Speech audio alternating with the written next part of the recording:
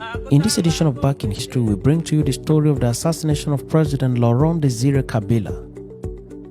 The story behind the assassination, the instant elimination of the assassin, the arrest and prosecution of persons suspected of complicity in the assassination, their conviction, their incarceration for more than 15 years without release and without execution, and their eventual release by the new president of the country. Welcome to this edition of Back in History. Laurent Kabila became president of the Congo in May 1997. On 16th January 2001, Kabila was killed by his own bodyguard. The country was shocked and thrown into mourning. But there is a background to the story. Kabila was a rebel leader for the better part of his life. He took to rebellion after the assassination of his political hero and mentor, Prime Minister Patrice Lumumba. To have a coordinated rebellion, Kabila formed guerrilla armies and recruited people to join him in taking up arms against the government at the center. Most of the people that Kabila used were child soldiers. He picked them young, radicalized them with military training, and armed them up and gave commands to them on where to attack and where to protect from attack. These child soldiers were known as Kadogos. This is a Swahili name for children who engage in war. Kabila was very comfortable with the Kadogos, apparently because they never had the educational training to interrogate or query any action they were commanded to take. The Kadogos were highly trusted by Kabila. They fought ferociously for Kabila, and expectedly, Kabila had made promises to them should they assist him capture the seat of power. They fought on, invaded the capital Kinshasa, and eventually, Kabila clinched the seat of power. The Kadogos may have jubilated that all the promises made to them would be fulfilled.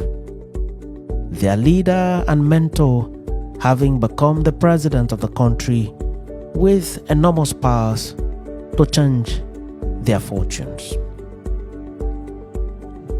A number of these Kadogos became the president's direct bodyguards and close aides. They could walk into the president's office at any time without protocols. They enjoyed good working relationship with the president. But later on, most of the Kadogos began to complain that their expectations have not been met by Kabila. Kabila did his best to appease some, and for those that were difficult to appease, he got them arrested and dealt with. The president's action did not help the situation. If anything, it wasn't the situation.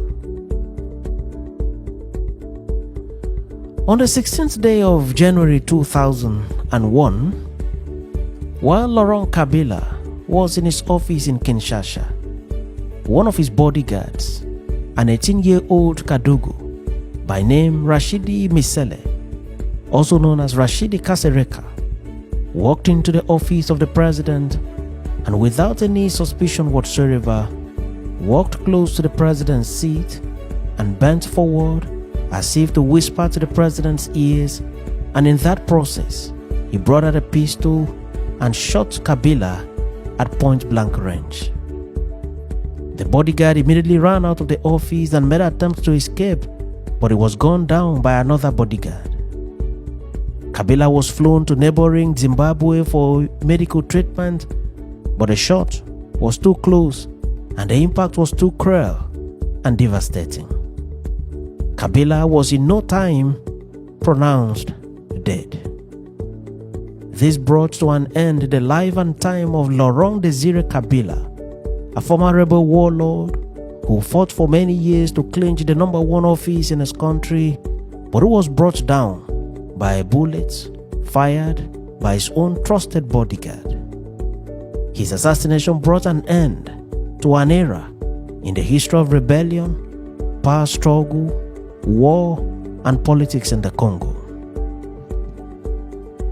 Before the assassination, Kabila was discussing in the office with an economic advisor by name Emile Mota about a forthcoming meeting with France, which he hoped would protect his presidency of the Congo.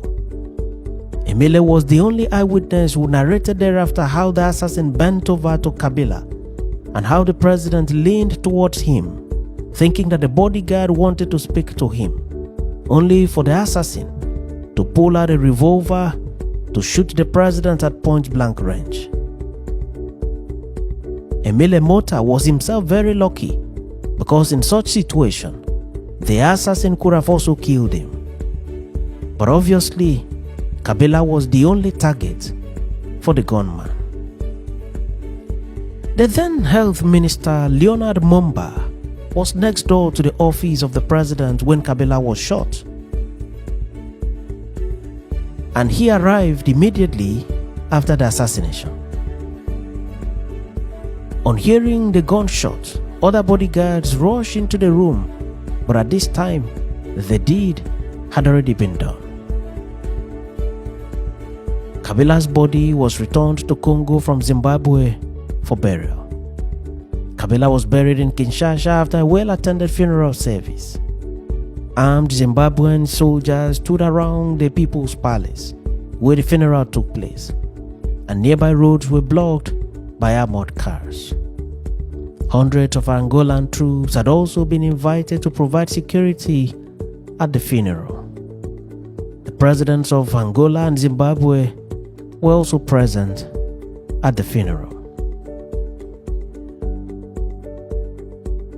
Shortly after his father's death, Joseph Kabila succeeded him.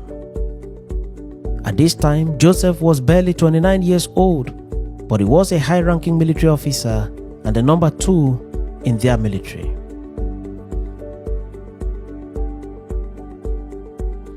After the assassination, a group of Kadogos were arrested and put on trial.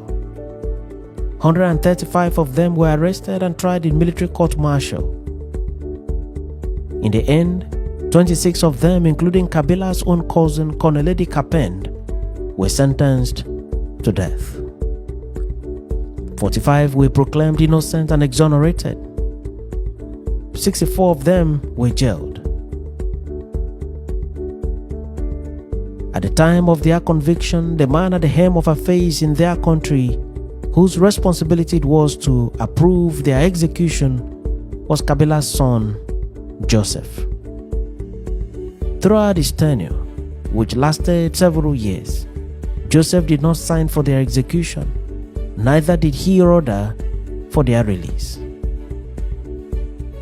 19 years later, in particular on 8 January 2021, President Felix Tshisekedi granted presidential pardon to the convicts. The story of the Congo is a story defined by struggle for power and struggle for the control of natural resources, and these struggles have been there for many years.